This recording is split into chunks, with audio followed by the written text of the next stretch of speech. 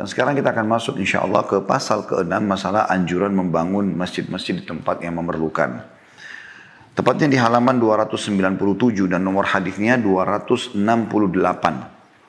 Hadis pertamanya sanad sahih dari Utsman bin Affan radhiyallahu anhu bahwa dia berkata, pada saat orang-orang berkomentar kepadanya manakala dia membangun masjid Rasulullah sallallahu alaihi wasallam, "Innakum aktsartum wa inni sami'tu Rasulullah sallallahu alaihi wasallam yaqul man bana masjidan," dalam kurung qala Bukair hasibtu annahu qala,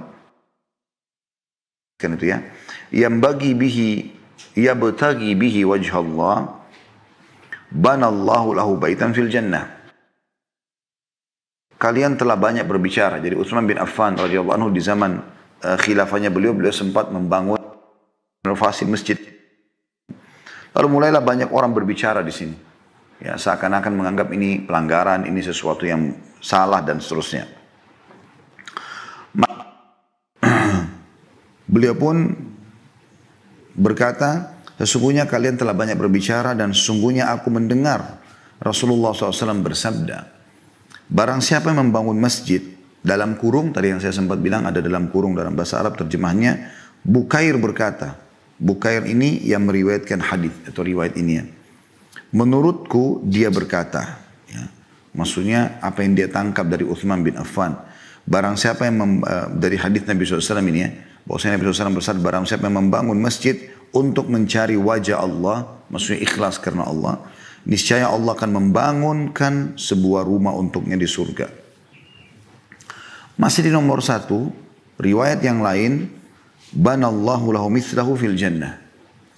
Allah membangun untuknya atau untuknya seperti apa yang dia bangun itu di surga.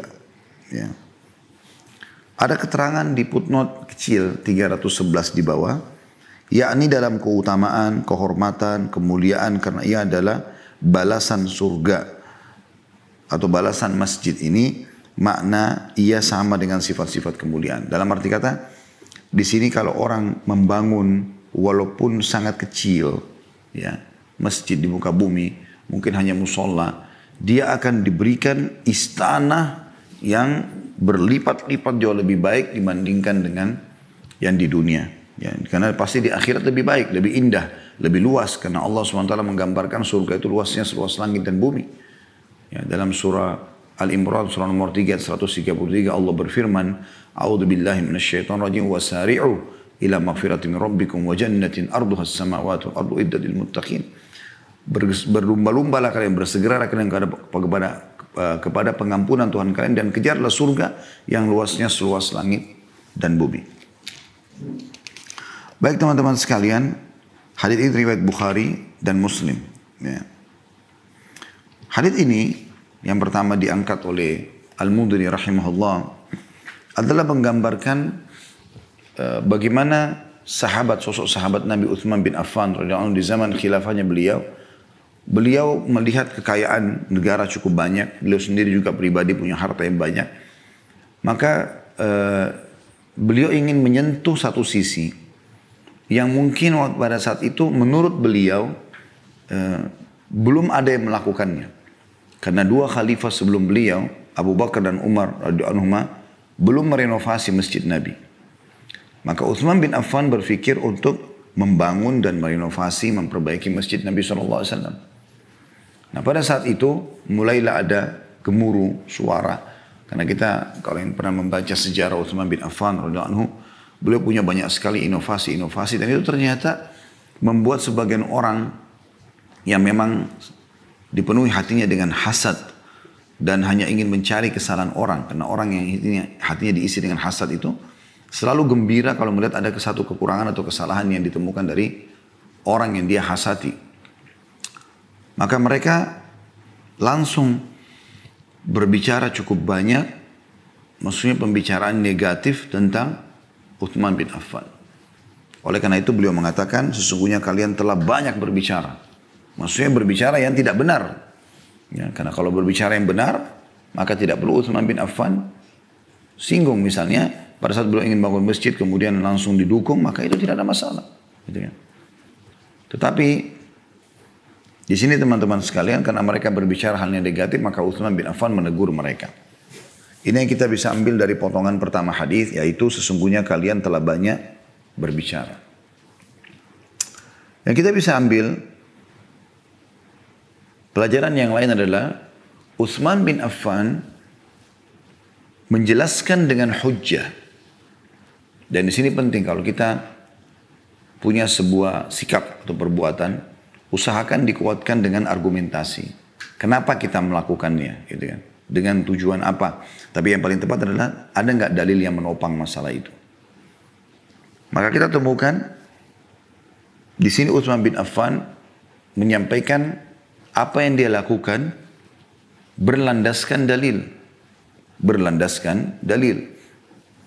Dalil yang beliau sampaikan adalah Rasulullah SAW telah bersabda, barang siapa yang membangun masjid untuk mencari wajah Allah, maksudnya ikhlas karena Allah. Di sini maknanya, apakah membangun masjid dari awal, tidak ada bangunan sama sekali, atau memperbesar, memperbaharui, merenovasi. Niscaya Allah akan membangunkan sebuah rumah atau istana untuknya di surga. Ya. Makin banyak pengorbanan Anda di masjid tersebut, ya, maka makin bagus dan istimewa istana Anda di surga.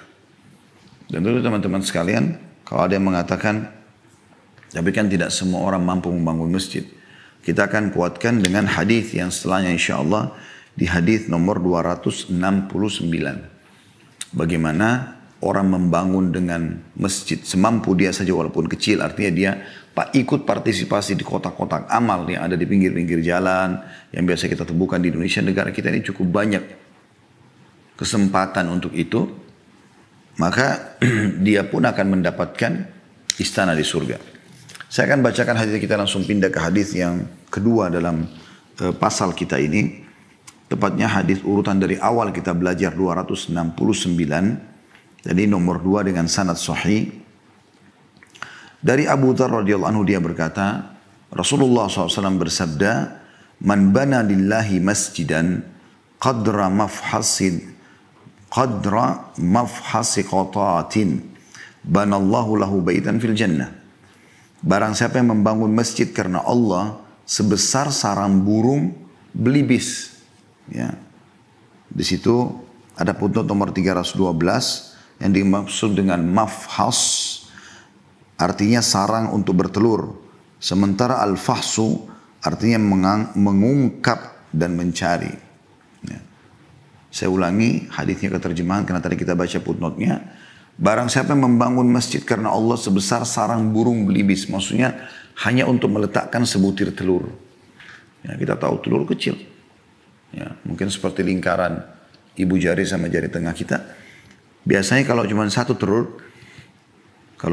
telur, maka sarangnya pun tidak akan besar sekali. Tapi biasanya cuma seukuran telur tersebut. Sampai membangun rumah Allah masjid di muka bumi sebesar itu, maka Allah akan membangunkan untuknya sebuah rumah atau istana di surga. Diriwayatkan oleh Al-Bazzar, dan lafaz hadis ini adalah lafaz darinya. At-Tabarani dalam Mu'jam As-Saghir, nama kitab Al-Mu'jam As-Saghir dari Ibnu Hibban, dan Ibnu Hibban juga dalam Sahihnya. Di sini teman-teman sekalian kita lihat bagaimana karunia Allah Subhanahu wa taala untuk kita semua. Bayangkan kalau keutamaan ini hanya dimiliki oleh orang-orang kaya. Harus punya miliaran baru kemudian dia bisa mendapatkan istana di surga. Tapi kita temukan kemurahan Allah Subhanahu wa taala, karunia-Nya yang luar biasa. Bagaimana Allah Sang Pencipta Subhanahu wa taala itu bisa memudahkan untuk kita mendapatkan istana di surga. Ya. Kalau Anda beramal saleh, ya, Anda sudah punya istana di surga. Tetapi seorang mukmin di surga bisa memiliki beberapa istana. Bukan harus satu. Makanya Nabi SAW sampaikan, kalau orang jihad akan ada pintu gerbangnya. Dipanggil di situ, dia punya istana di situ. Orang sholat juga dari pintu sholat. Orang puasa dari pintu puasa. Artinya Anda bisa punya istana di setiap ibadah yang Anda kerjakan itu. Artinya kita punya banyak sekali istana. Gitu kan. Banyak sekali istana. Bayangkan, selain daripada semua itu, Anda juga bisa mendapatkan tambahan-tambahan istana lagi yang Anda bisa nikmati. Ya, mungkin dengan bentuk yang berbeda, keindahan satu sama yang lain bersaing. Ya. Artinya sebuah kemewahan yang luar biasa. Karena di surga itu semuanya belum pernah mata lihat, semuanya belum pernah telinga dengar, dan semuanya belum pernah terlihat dalam hati manusia. Contoh misal, sabda Nabi SAW, siapa yang membaca Qul huwallahu ahad 10 kali sehari, akan dibangunkan baginya istana di surga. Qul huwallahu ahad. 4 ayat. Bismillahirrahmanirrahim. Qul huwallahu ahad, Allahus samad, lam yalid wa lam yulad wa lam yakul lahu kufuwan ahad. Bismillahirrahmanirrahim. Qul huwallahu ahad, Allahus samad, lam yalid wa lam yulad wa lam yakul lahu kufuwan ahad. Bismillahirrahmanirrahim. Qul huwallahu ahad, Allahus samad, lam yalid wa lam yulad wa lam yakul lahu kufuwan ahad. Bismillahirrahmanirrahim. Qul huwallahu ahad, Allahus samad, lam yalid wa lam yulad wa lam yakul lahu kufuwan ahad. Bismillahirrahmanirrahim. Qul huwallahu ahad, Allahus samad, lam yalid wa lam yulad wa lam yakul lahu kufuwan ahad. Bismillahirrahmanirrahim. Qul huwallahu ahad, Allahus samad, lam yalid wa lam yulad wa lam yakul lahu kufuwan ahad. Bismillahirrahmanirrahim. Qul huwallahu ahad, Allahus samad, lam yalid wa lam yulad wa lam yakul lahu kufuwan ahad. Bismillahirrahmanirrahim. Qul huwallahu ahad, Allahus samad, lam yalid wa lam yulad wa lam yakul lahu kufuwan ahad. Bismillahirrahmanirrahim. Qul huwallahu ahad, Allahus samad, lam yalid wa lam yulad wa lam yakul lahu kufuwan ahad. Bismillahirrahmanirrahim. Qul huwallahu ahad, Allahus samad, lam yalid wa lam yulad wa lam yakul lahu kufuwan ahad. Ini kurang dari 1 menit. Istana di surga. Bagaimana kalau Anda lowongkan sehari 10 kali baca. 10 Qul huwallahu ahad kali 10. Berarti 100 kali Anda baca. Anda punya 10 istana di surga. Anda baca lebih baik daripada itu. Belum lagi keutamaan membaca 3 kali saja. 1 kali baca Al-Ikhlas, Qul huwallahu ahad itu, sama pahalanya dengan membaca sepertiga Al-Quran. Kalau 3, berarti sama dengan 30 juz. Gitu kan. Kalau Anda lakukan ini dengan 10 kali, berarti Anda seperti 3 kali menghatam Al-Quran. Karena 1 kali baca sama dengan sepertiga Al-Quran, kurang lebih dah. Ya.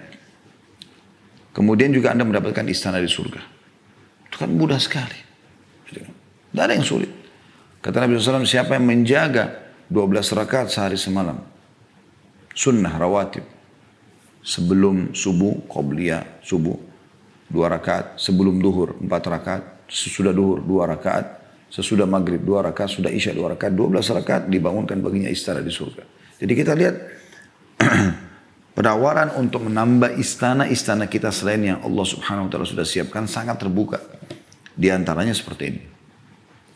Yang saya ingin berbagi, dan ini pernah saya singgung di majelis kita pada saat memang belum pandemi, tentunya kita adakan di tempat yang sudah disepakati, ya, di daerah Tebet Mas membahas masalah ini.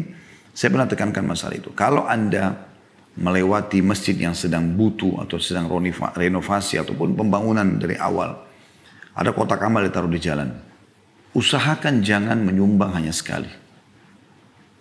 Dari mana Anda tahu? Kemungkinan besar kalau Anda pas mau pergi kerja, mau keluar berurusan dengan hajat Anda misalnya sumbang, anggap 10 ribu rupiah, anggap 100 ribu rupiah, 50 ribu rupiah Anda berikan. Sudah dapat istana di surga. Pada saat pulang Anda sumbang lagi walaupun di masjid yang sama. Siapa tahu Allah Subhanahu wa taala menjadikan uang yang kedua itu masjidnya, istana yang kedua di surga. Allahu alam, kita nggak tahu. Jadi kalau 1 tahun 365 hari kotak amal itu di situ dan tiap hari Anda nyumbang, Anda seperti tiap hari berharap agar diberikan istana di surga. Karena hadits ini menjelaskan walaupun hanya seperti sarang burung untuk taruh telur kecil saja. Jadi sumbangan yang sangat sederhana. Selanjutnya hadits nomor 3 dalam pasal kita, tepatnya urutan ke 270 dari awal bahasan kitab kita ini. Dari Umar bin Khattab radhiyallahu anhu, dia berkata, aku mendengar Rasulullah SAW bersabda, man bana lillahi masjidan yuzkaru fi bana Allahu lahu baitan fil jannah. Barang siapa yang membangun masjid karena Allah yang dilakukan zikir padanya, maka Allah membangunkan sebuah rumah untuknya di surga. Diriwayatkan oleh Ibnu Majah dari Ibnu Hibban dalam sahihnya. Di sini ada tambahan faedah daripada hadis-hadis yang sebelum kita sebutkan, ada 2 atau 3 riwayat tadi ya. dua yang berurut, urutan satu, urutan dua, tapi di urutan satu tadi ada dua riwayat ya, jadi tiga. Yang ini yang keempat. Ada tambahannya di sini adalah kalimat ya, Rasulullah SAW yuzkaru fihi. Barang siapa yang membangun masjid karena Allah yang dilakukan zikir padanya. Dan mana zikir adalah ibadah secara umum. Karena semua ibadah masuk dalam zikir. Salat itu masuk dalam zikir. Karena kita berzikir, mengingat Allah SWT. Membaca Al-Quran, berdoa. Juga termasuk lisan. Ya.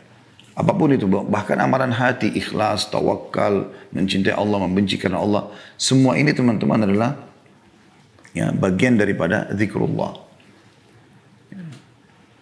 Maka kalau orang bangun, kata Nabi SAW, masjid.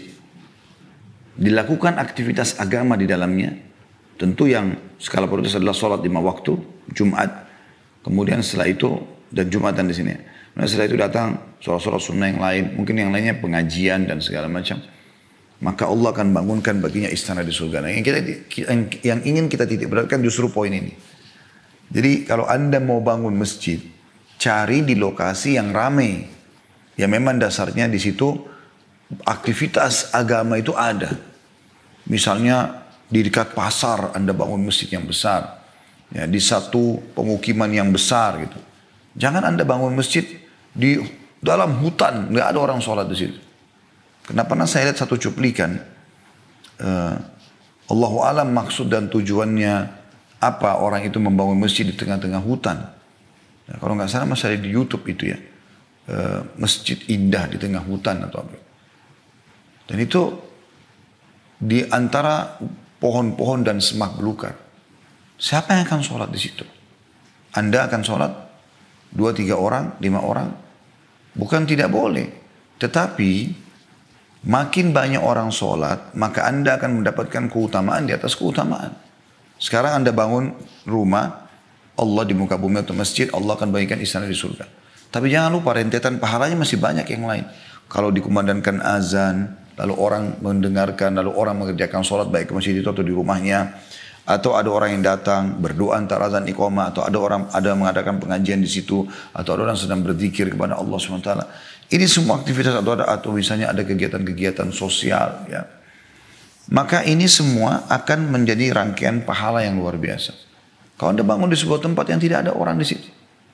Ya. Hanya yang penting sudah bangun masjid. Ya. Ini sekaligus juga kita ingatkan teman-teman kita yang bergerak di lembaga sosial. Ya. Harus hati-hati dengan masalah ini. Karena banyak teman-teman yang bergerak di lembaga sosial ini. Mereka yang penting mengerjakan bangun masjid. Jadi saya dapat kasus-kasus itu. Misalnya ada beberapa lembaga sosial. Karena banyaknya donatur yang nyumbang masjid buat mereka. Ada kepada mereka. Mereka main bangun kirim laporan. Di situ ternyata dibangun di satu lokasi di dekat sawah jauh, nggak ada orang di situ. Padahal ada perkampungan masyarakat yang lebih butuh gitu. Ini paling yang sholat 1, 2 atau 3, 4 orang petani. Tapi petani ini sebenarnya tinggal di satu perkampungan yang di sini sebenarnya bisa kalau dibangun sini malah lebih banyak orang yang bisa datang. Masjid bisa lebih hidup. Nah itu yang terjadi. Itu kita sayangkan sekali. Maka ini tambahannya luar biasa riwayat ini bagaimana kita justru membangun masjid di tempat yang sangat bagus. Saya pernah datangi sebuah masjid di dekat pasar, gitu kan, di kota Makassar waktu itu, besar masjidnya. Dan memang akhirnya orang pasar itu dan karena di pinggir jalan juga orang sholat di situ. Orang sholat, juga bisa sebagai peringatan lah bagi orang-orang pasar karena ada pengajian mikrofonnya terdengar suara yang di luar. Mungkin mereka bisa sambil jualan sambil mendengar ceramah. Banyak yang bisa dilakukan.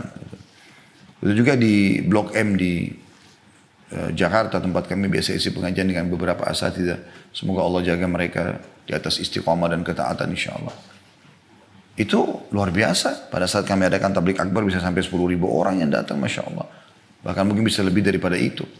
Padahal itu di atas pasar mall yang diletakkan di atas sekali ya. Bagian atas ya. Ya mungkin kebanyakan bangunan-bangunan tidak berfungsi seperti itu. Ya, dan banyak contoh-contoh yang lain. Ya. Dan ini pelajaran yang kita bisa ambil tambahan dari hadits nomor 270.